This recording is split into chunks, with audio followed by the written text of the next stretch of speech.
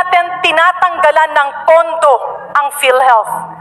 We are just allowing it to spend for the people what is intended for the people and what should be by the people. With that, Mr. Speaker, distinguished colleagues. Sasabihin nila, ang tagal nating ipinaglaban, tapos kapag nandyan na ang eleksyon, kapag nandyan na ang pinakasagisag ng ating sariling pagpapasya, sasabihin natin hindi tayo handa. Marami nang naghain ng kandidatura, Mr. Speaker, mga kasama. Mga partido politikal na patuloy ang preparasyon. Ramdam ko na rin ang pananabik ng aming mga kababayan para bumoto ng mga pinunong sasalamin sa kanilang mga hadikain. Naglabas na ng resolusyon ang partido at ng MILF ng BARM. Umaapila sila na ituloy na lang ang halalan. Ako na nasa kabilang panig nila ng pagdating sa politika ay sumasang-ayon dito. Sagrado ang eleksyon, dapat matuloy ang eleksyon sa Mayo ng 2025. Sa mga kadahilanang ito, Mr. Speaker, mga kasama, tumututol ako sa panukalang batas na ipagpaliban ang BARM elections. Maraming salamat po. Salam. Thank you very much, Congressman Hataman, Majority Leader. Mr. Speaker, before we proceed, may we recognize the guests of the Honorable Loreto Acharon from the Lone District of General Santos City. These guests are as follows: Attorney Jan Jafaya Acharon, Yoli Lebanon, Cristina Santiago, Kate Catalan, Jennifer Goling, Cristel Velayo, and Samantha Diono. To the guests of Congressman Acharon from the Lone District of General Santos City, welcome to the House of Representatives. Majority Leader.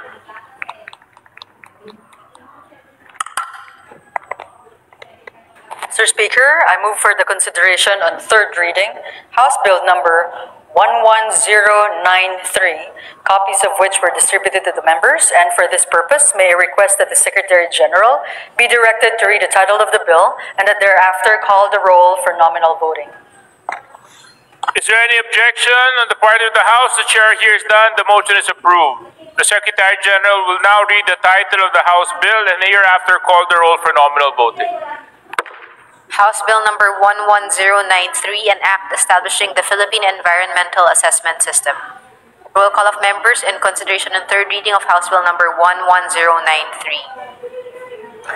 Abalos, Abante, Abunda, Acharon, Asidre, Acob, Adyong, Advincula, Agaraw, Alba, Albano, Almario, Almonte, Alonte, Alvarez, Jose, Alvarez, Mercedes, Alvarez Batalyon, Amante, Amatong, Ang, Angara, Aquino, Aquino Magsaysay, Arbison, Arenas, Arrogancia, Asistio, Atayde, Aumentado, Balindong, Barba, Barbers, Baron, De Bascug, Bautista, Bautista, Lim, Bernos, Billones, Biron, Bolilla, Bondok, Mongalon, Bordado, Bosita, Briones, Brosas, Buhayin, Bulot, Bigtang, Bustos, Cabredo, Cagas, Kahayon, Uy, Calderon, Calixto, Campos, Kawagdan, Cardema, Cari, Castro France, Castro Jane, Celeste, Sandanya, Chan, Chato, Chua, Chungalao, Concha, Lica, Natasha, Co, Elizalde, Co, Pilar, Coanco, Jaime, Eduardo Mark, Coanco, Mark, Colada, Coliantes, Corvera, Cruz, Ambrosio, Cruz, Ricardo, Cuba, Quaresma de Goc, de Lipe Dalog, de Hirang Daza de Jesus, de Venecia Defensor, Del Mar de los Santos, de Maporo Mohamed Kali, de Mapor City Amina, Dionisio Domingo Duavit, Duhali Duterte, D. Faustino Ino, D. Faustino Michael Carlos, D. Ian Paul Ecleo, Emano Enverga, Escudero, Espares, Espina, Estrella Udela, Farinas, Fernandez, Ferrer, Antonio Ferrer, Juliet Marie, Flores, Fortes, Frasco, Fresnedi, Fontebella, Galeos, Garcia, Albert Garcia, Dante Garcia, Jose Arturo Garcia, Maria Angela, Garcia, Pablo John Garcia, Vincent, Guardiola, Garin, Gazataya, Gato, Goed, Christopher, Go, Mark, Goles, Gomez, Gonzaga, Gonzales Aurelio, Gonzales Neptali, Gonzales Sandro, Gariseta, Guico, Gintu, Gulias, Gutierrez, Haresco, Hataman, Hernandez, Herrera, Coribata, Javier, Co, Olga, Co, Ricardo, Co, Wilton, Kumbun, Labad, Lacson, Lacson Noel, Lagman, Lagon, Daphne, Lagon, Sunny, Lara, Lazatin, Lee, Legarda, Libanan, Limkay Chong, Loyola, Luistro, Lumayag, Makapagal, Arroyo, Maceda, Madrona, Magsina, Malapitan, Mangawang, Maniquez, Manuel, Mr. Speaker. Yes, what is the pleasure of Congressman Manuel? Mr. Speaker, I vote yes to the bill, but I would like to explain some reservations. Thank you. You will be provided that time later. You may proceed.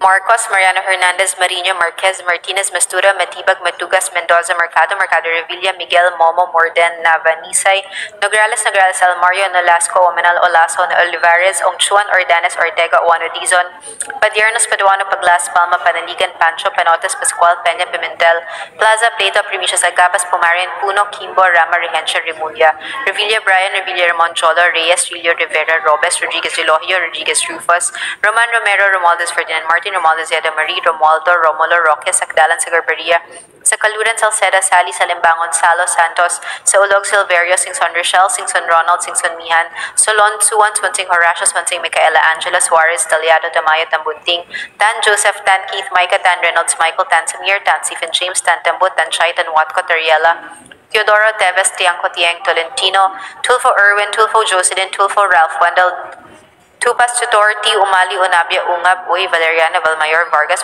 Alfonso, Velasco, Veloso Tuazon, Vergara, Verzosa, Villaferte, Luis Raymond, Villaferte, Miguel Luis, Villanueva, Villar, Villarez, Suarez, Villarica, Villalago, Yamsuan, Yap, Christiantel, Yap, Christopherson, Yap, Edvic, Yap, Eric, U. Divina Grace, U. Jazel, Victoria, Yulo, Zamora, Amparo Maria, Zamora, Maria Carmen, Zamora, Isabel Maria, Zubiri. Second call in consideration on third reading of House Bill number 11093.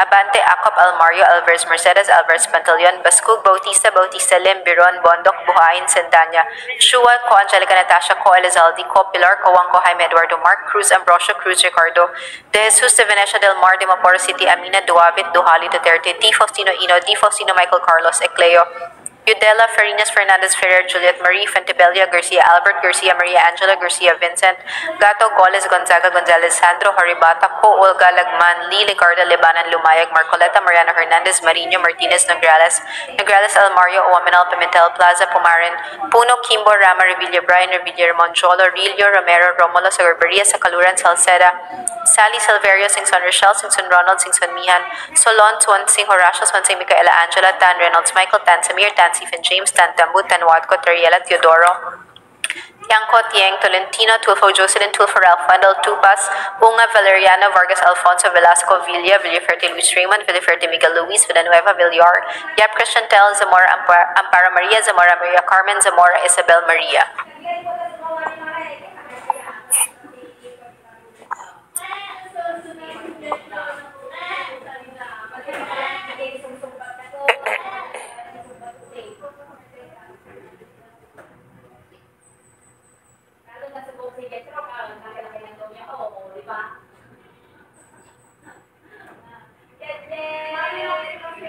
With 203 members voting in the affirmative, 0 in the negative, and 0 abstention, House Bill 11093 is hereby approved in third and final reading. Majority Leader. Mr. Speaker, may we now recognize the Honorable Representative Raul Manuel, the Kabataan Party List, to explain his Congressman vote. Manuel, you have 3 minutes. Thank you, Mr. Speaker. Mr. Speaker, habang bumoboto ng yes ang representasyon ng kabataan sa House Bill 11093 upang patibayin ang environmental assessment sa ating bansa, kailangan nating irehistro ang ilang mga kakulangan na nakikita natin sa panukalang batas na ito. Hindi natin makakalimutan ang naging pag-abuso sa sistema ng Environmental Compliance Certificates o ECC, kung saan napakaraming proyekto ang binigyan ng permiso na mag-operate sa mga tinakdaang protected area. Nagamit ang sistemang ito upang bigyang luwag ang mga korporasyon na pagkakitaan ng protected areas, habang nasasakripisyo ang critical ecosystems at key biodiversity areas na dapat ay dinedepensahan mula sa pagkasira. That said, wala pang malakas na garantiya ang House Bill 11093 laban sa ganitong abuso, labas sa pangangailangan na makuha ang concurrence ng ilang mga ahensya. Dapat maging parte ng regulasyon ang pagpapanagot sa mga pampublikong opisyal na gagamit sa kanilang kapangyarihan upang ihawan ang daan para sa mga korporasyon na lalong sirain at pagkakitaan ang ating kalikasan. Yan lamang, Mr. Speaker. Maraming salamat. Thank you very much, Congressman Manuel. Majority Leader. Mr. Speaker, I move that we immediately transmit to the Senate all the bills that were approved on third reading. Is there any objection? Chair hears none. Secretary General, can you please act on the motion of the Majority Leader? Majority Leader.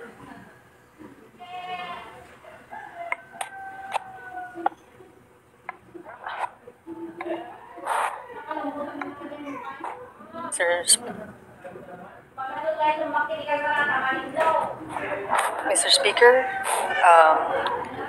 move for a few minutes suspension. Session suspended.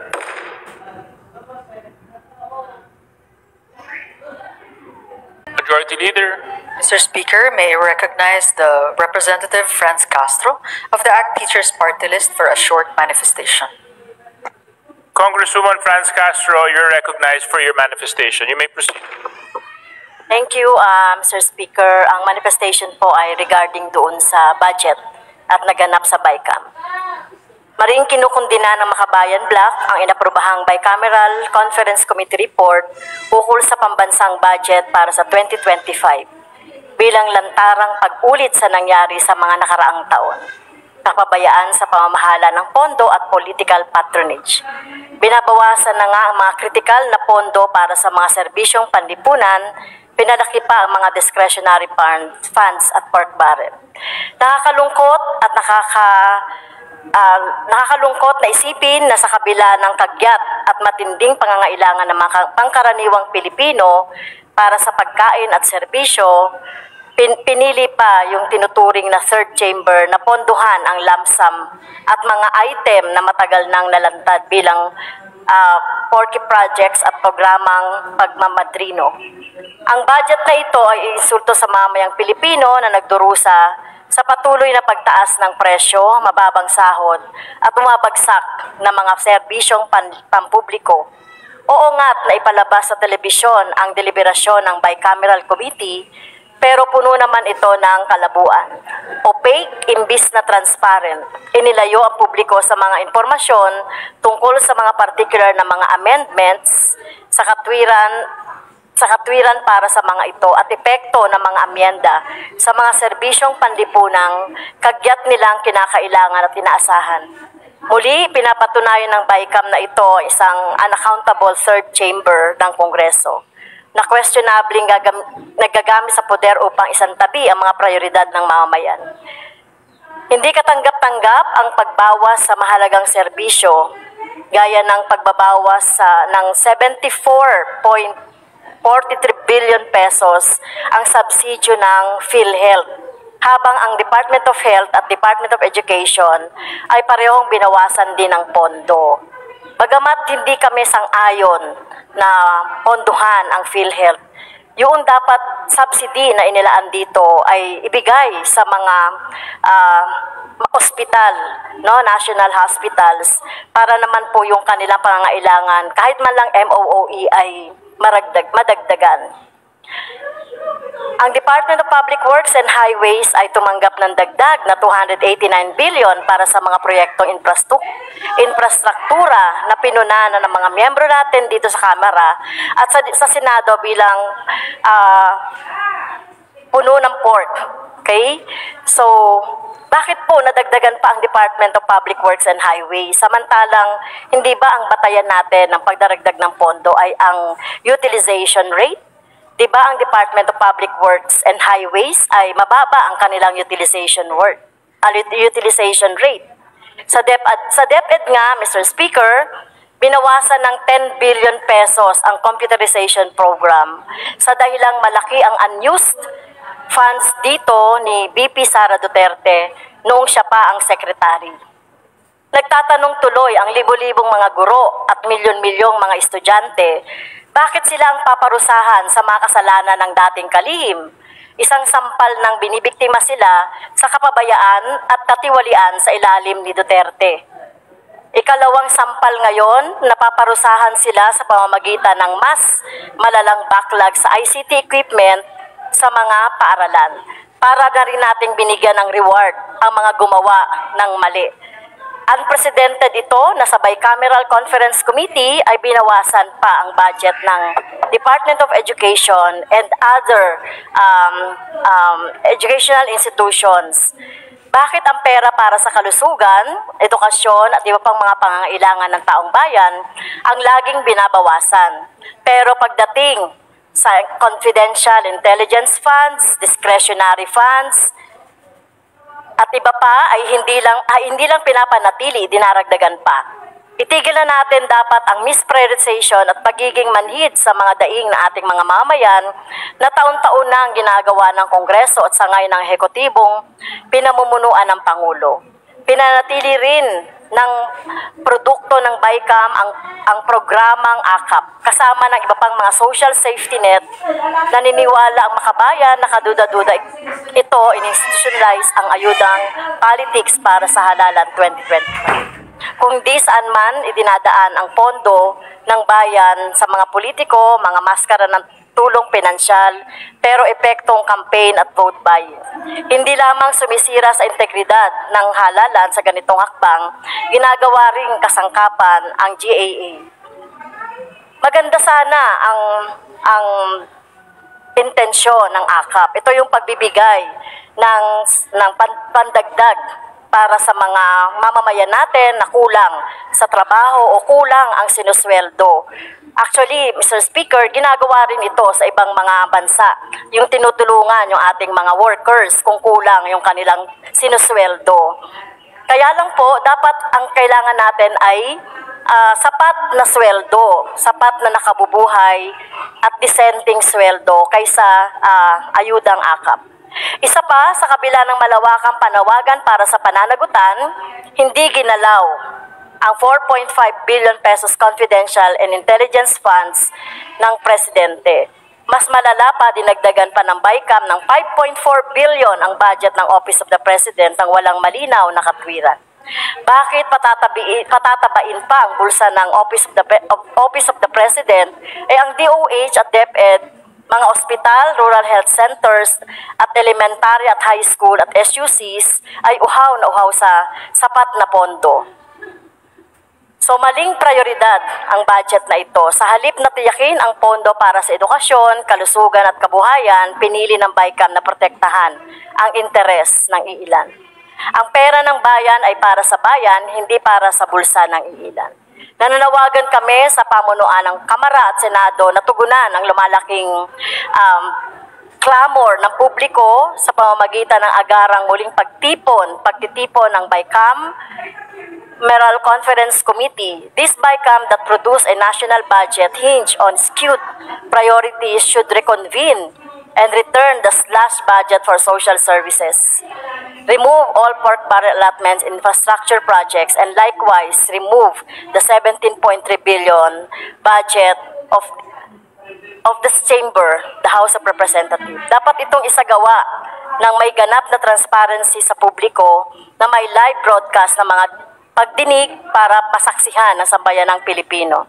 Binibigyan din namin na hindi natatangi ang muling pagtitipon ng BICAM Conference Committee upang tugunan ang mga kakulangan sa ulat nito. Kung maalala natin, Ginoong Speaker, ang BICAM para sa Magna Carta for Seafarers ay nagkumbin ng 3 beses. Ibig sabihin ay 2 beses nag-reconvene ang BICAM at 2 beses ni-reconsider ang ratifikasyon ng BICAM Committee Report ng parehong kamara. Sa katunayan, nasa Office of the President na ang enrolled bill. Binalik lang ng Pangulo upang i-cure ang mga umano'y kapintasan at nang inaprobahan ng bill bago ito nilagda. Bilang panghuli, Ginoong Speaker, muling pinagtitibay namin ang paninindigan ng makabayan na ang tunay na budget ng bayan ay inuuna ang kapakanan ng masang Pilipino. Pangangalagang pangkalusugan, edukasyon, pabahay at disenteng trabaho at disenteng sahod.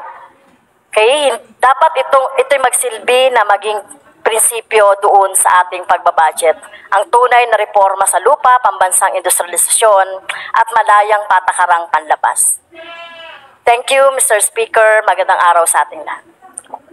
Thank you very much, Congressman Franz Castro, for your manifestation. Majority Leader.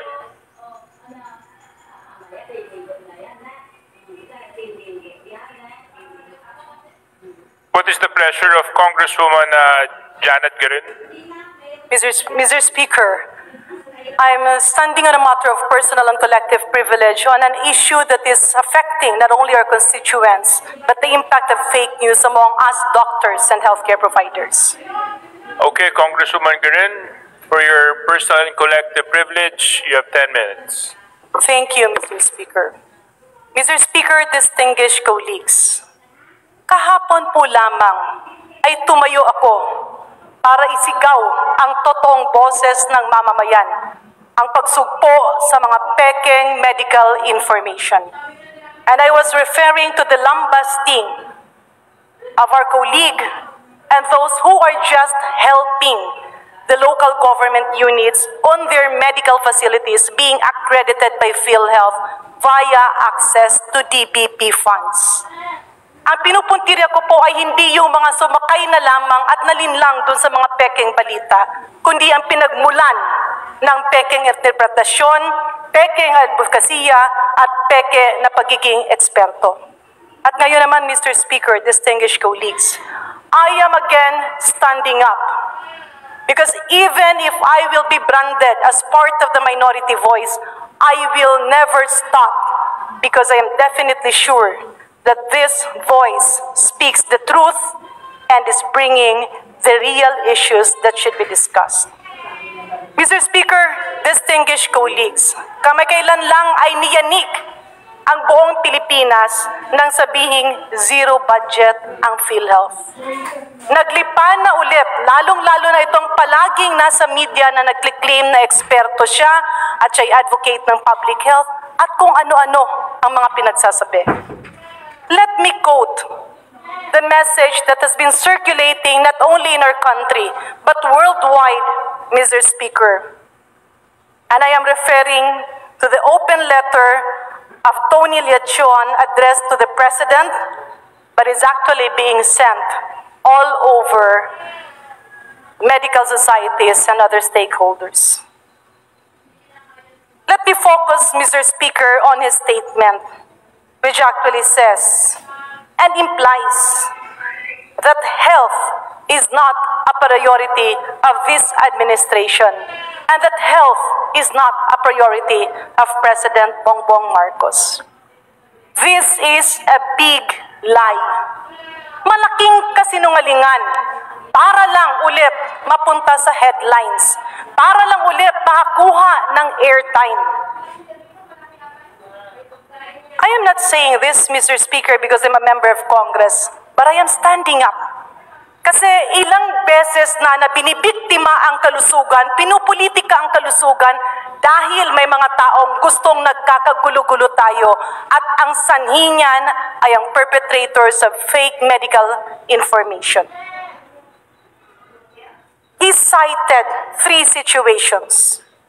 And to quote, Mr. President, imagine the faces of those you serve. A mother cradling her child in the corridors of an overcrowded hospital, unable to afford even the most basic medication.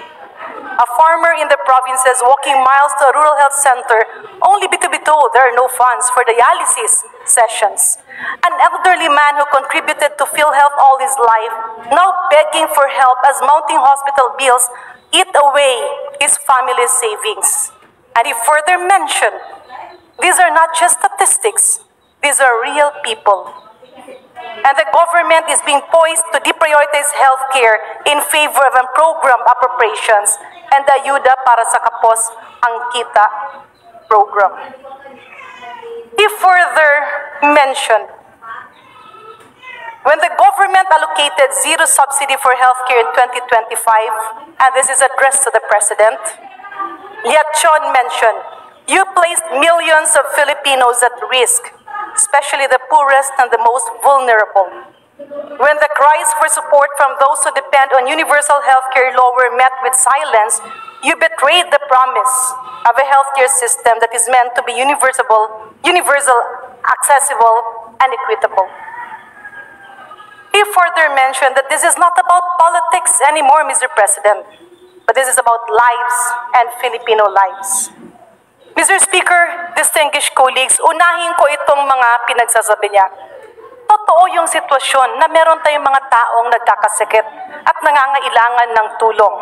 Totoo rin na meron tayong universal healthcare law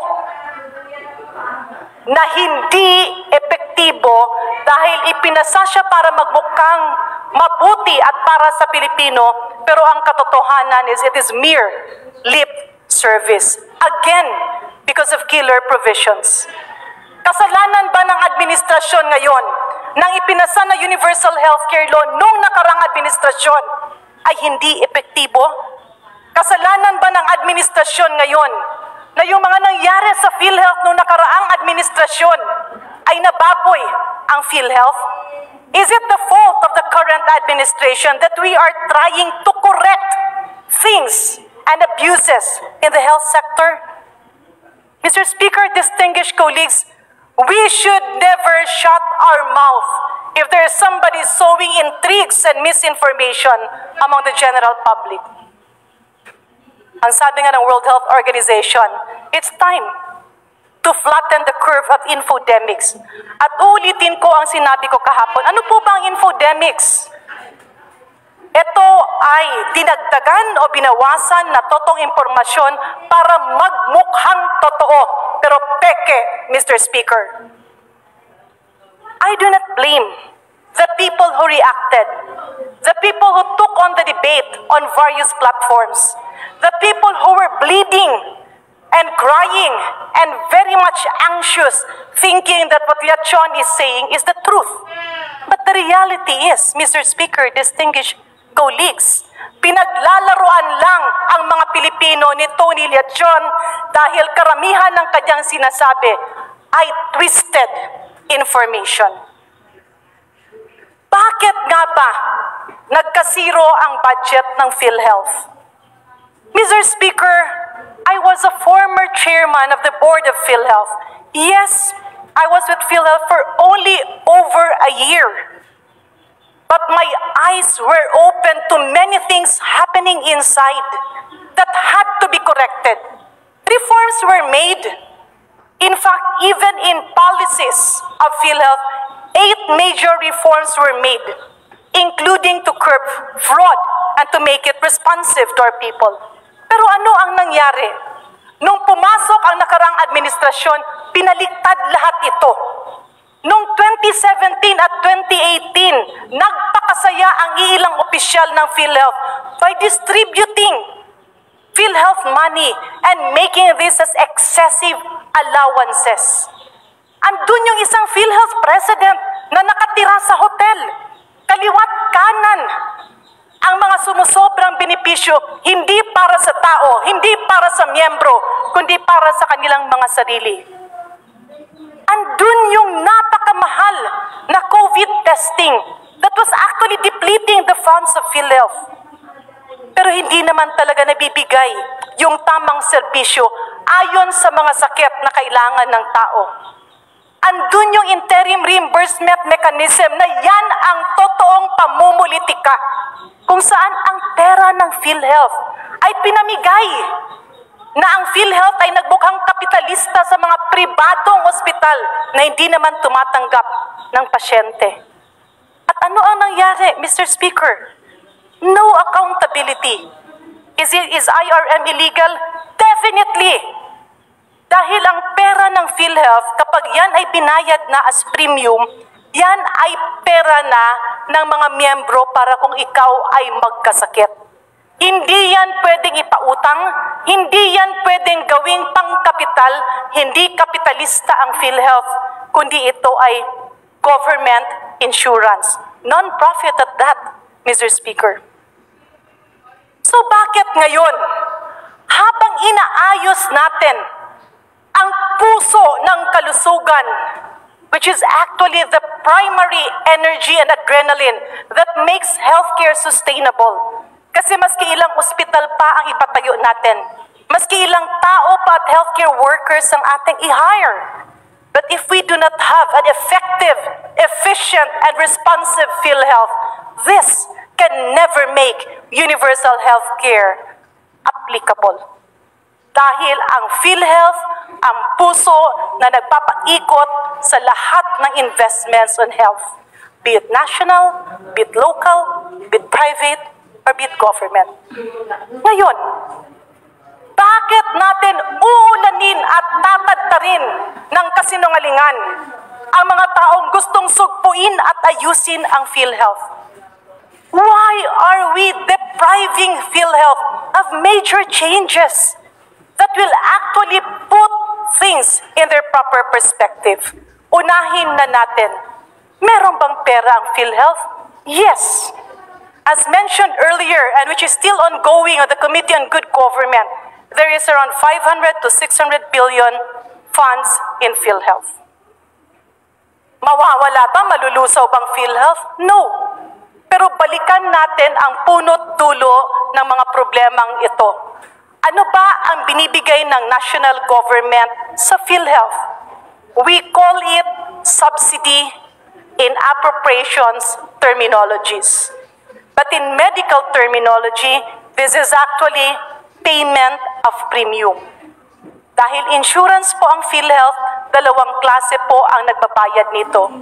Una, yung direct contributors o yung mga sinasabing miyembro ng PhilHealth na nagbabayad ang kanilang opisina o ang kanilang sarili. Pangalawa, yung mga indirect contributors na nakasaad sa batas, yung ating mga 4Ps, yung ating senior citizens, yung mga nasa pamana, yung mga iba't iba pa dyan na minandate ng batas na babayaran ng gobyerno ang PhilHealth. In other words, the national government is putting forward annual budget to PhilHealth to enroll on an annual basis yung mga walang kakayahang bayaran ang kanilang premium at sang-ayon sa batas ay binabayaran ng gobyerno through DOH, then PhilHealth. In other words, ang binibigay ng national government ay pambayad para sa enrollment ng ating mga indirect contributors. Bakit po naging zero? Dahil sang-ayon sa ating oversight hearings at ilang session ng Committee on Appropriations, nakitaan na yung ilang taon na binibigay na premium or subsidy ng national government para pambayad ay tama ang numero pero kulang ang tao. And I myself, Mr. Speaker, as a witness to how we overhauled PhilHealth, and I tell you, hindi siya ganun kamadali. We faced cases right and left. Pinara kami, inulan kami ng maraming lobbyist at mga nagpapanggap na kunyari ay advocates ng public health. Pero ang katotohanan, nung binibigay ng national government at ng Kongreso at Senado yung bayad para premium sa mga Pilipinong walang pambayad. Example na lang dito ay ang senior citizens. Nung binibigay ang pondo para sa 7.7 million senior citizens of the Philippines, yung aktual na tao na buhay ay nasa more or less 4 million lamang. Bakit? Nagkandara pa ang duplication or triplication of names. Ando doon yung napakagulong lista na yung isang pangalan ay 3 beses ini-enroll o minsan ay 2 beses. Ando doon din yung mga patay na in-enroll pa. Ando doon din yung bayad na ng kanilang kumpanya o ng kanilang sarili, siningil pa yung national government. In other words, Mr. Speaker, distinguished colleagues, this was fraud, panloloko, pandaraya na inaayos ng ating gobyerno. Bakit natin ito pipigilan? Why is Tony Leachon pretending to be a health advocate where in fact he seems to be tolerating corruption in PhilHealth? Bakit hindi siya tumayo at pinigilan yung excessive allowances ng mga executives? Bakit hindi siya nagrereklamo na nasa puro investment na lang yung nilalagay na pera? Because it will land him on the headlines? This is not personal, Mr. Speaker. But let me call a spade a spade. A lie is a lie. Ang kasinungalingan ay talagang kasinungalingan. At dahil ba malapit ng eleksyon, dumarami ang ingay maski hindi totoo ang mga akusasyon, yung mga excess payment of premiums ng gobyerno ng Pilipinas na napunta sa PhilHealth pero walang tao, walang mukha na in-enroll, ang ibig sabihin nun ay excess enrollment. Ihalin tulad natin ito, Mr. Speaker, sa isang negosyanteng nagbebenta ng lechon na kailangan mo ng supply ng baboy sa isang taon. At kung yari ako ay nagbebenta ng lechon, I will have pre-ordered pigs or piglets from the various suppliers at sasabihin ko, kailangan ko ng 1,000 baboy. Pero Mr. Speaker, distinguished colleagues, nagkaroon ng swine flu. At ang na-deliver lang sa akin ay 700 na baboy. Saan mapupunta yung excess payment ko ng 300 na baboy? Hindi po ba ay dapat i-refund niya sa akin yon or i-carry over yon sa isusupply niyang baboy sa susunod na taon? In other words, Mr. Speaker, distinguished colleagues, simula pa noong 2015, nung ako'y naging chairman ng PhilHealth Board, ay nakitaan na namin ng bilyon-bilyon na excess na binabayad para i-enroll si Juan at si Maria, ngunit yung Juan at Maria de la Cruz na ini-enroll ay kulang na kulang dun sa aktual na pondo. At dyan, kukunin ang pang-enroll ng ating indirect contributors. At yan ang gagamitin dahil ang ginagawa na ng PhilHealth ay para nagiging negosyante na ini-invest ito. Kumikita naman sila, yes. Pero hindi iyon ang intensyon ng PhilHealth. Hindi intensyon ng PhilHealth ang magnegosyo. Ang intensyon nila ay magkaroon ng takbuhan ang bawat Pilipino kapag nagkakasakit. Magkakaroon ba ng problema yung mga nagbayad ng kanilang premium? Hindi. Kasi ang binibigay ng national government, uulitin natin, ay pambayad sa enrollment ng mga indigent at walang kakayahan at senior citizens na hindi pa enrolled. Hindi pwede ang duplication, hindi pwede ang triplication. At kaya, Mr. Speaker, distinguished colleagues, hindi po totoo na mawawala na ng benepisyo yung mga nagbabayad ng kanilang premium sa PhilHealth dahil tuloy-tuloy po ang serbisyo. Hindi po mawawala ng pang-enrollment sa PhilHealth yung ating mga indirect contributors dahil kukunin yun sa excess payment na wala namang in-enroll na mga tao for the past 10 or even 15 years. Dahil nagsimula po yan, ang nakita ko lang po yung datos ng 2014. Ipagpalagay na natin 10 taon. Magkano po at ilang bilyon ang excess dyan? Hindi po totoong bawal magkasakit. Dahil na zero ang budget ng PhilHealth. Ang pera ng PhilHealth, Mr. Speaker, ay nasa PhilHealth. Ang binibigay ng national government ay pang-enroll on an annual basis dun sa mga indigent, sa mga 4Ps, sa mga pamana, at sa mga senior citizens na mahihirap. Hindi totoong mawawala ang pondo pang dialysis, kagaya sa kasinungalingan ng pekeng ekspertong si Tony Liachon. At pabalik ko nga, Mr. Speaker, ang reklamo ng iba, napakabagal ng PhilHealth. Napakahirap ng PhilHealth. Bakit ganito? Bakit ganun? Ang tanong ko, Mr. Speaker, distinguished colleagues, sino ba ang mga genius na nagpasok ng provision sa Universal Healthcare Law na hindi makakagalaw ang PhilHealth dahil kailangan pang bigyan ng permiso ng HTAC or the Health Technology Assessment Council. Tingnan po natin ang batas na ginawa noong nakaraang administrasyon. Ito ba ay totoong Universal Healthcare Law? Nakasaad din dun sa batas na lahat ng packages na gagawin ng PhilHealth ay kailangan ng permiso dun sa mga eksperto daw na nakakaintindi pero hindi naman gumagalaw.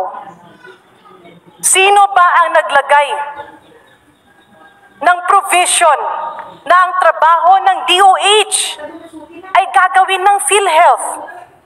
Sino ba ang naglagay ng provision sa Universal Healthcare Law na ang mga epidemiological numbers at datos ay dapat i-provide muna ng PhilHealth?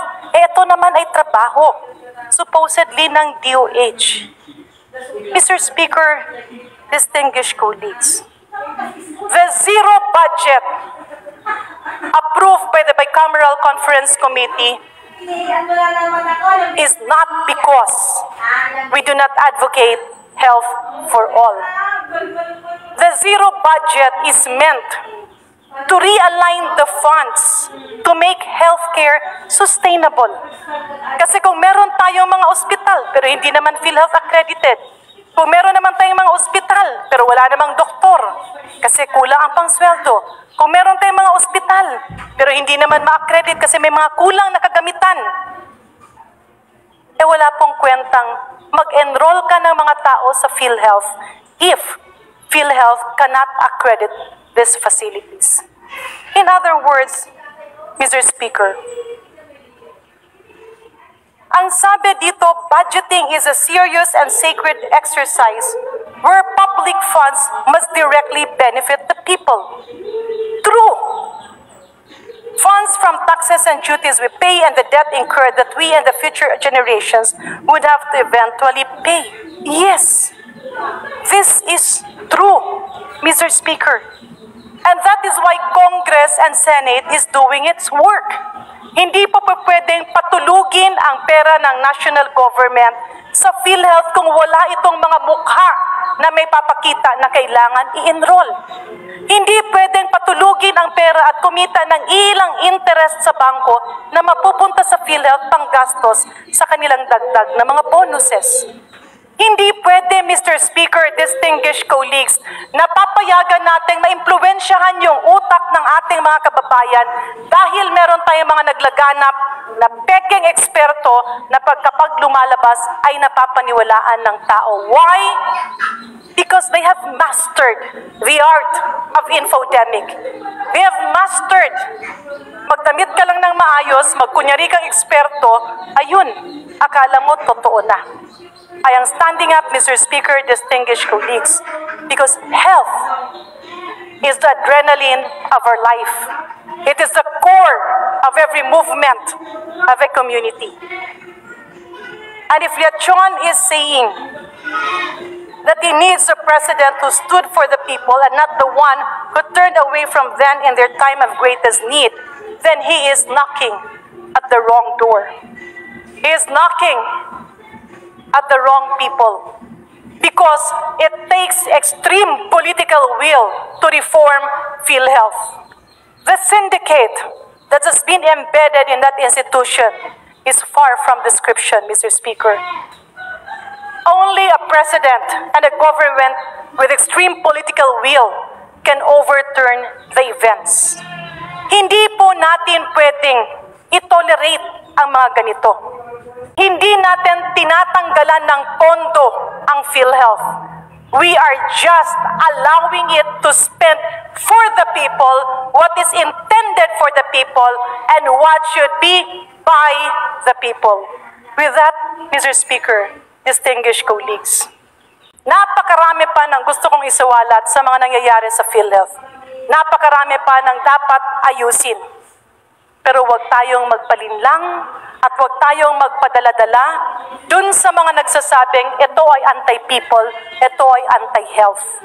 Again, Mr. Speaker, let us crush infodemic. Let us crush fake experts. Let us crush fake medical information because this will bring us to nowhere.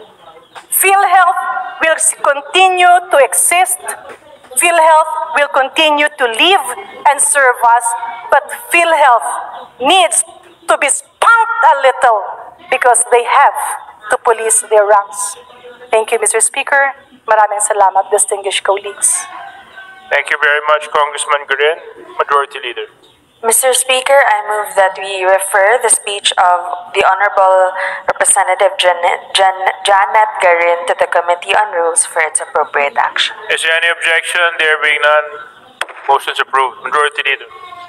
Mr. Speaker, I move to designate the following members of the Conference Committee on the Disagreeing Provisions of House Bill number 10755 and Senate Bill number 2898, Amendments to the Investors Lease Act. Representative Ferginel Biron, Representative Rufus Rodriguez, Representative Maria Angela Garcia, Representative Stella Luz Kimbo, Representative Ana Victoria Veloso Tuazon, and Representative JC Abalos. There's a motion to designate the aforementioned members to the said conference committee. Is there any objection?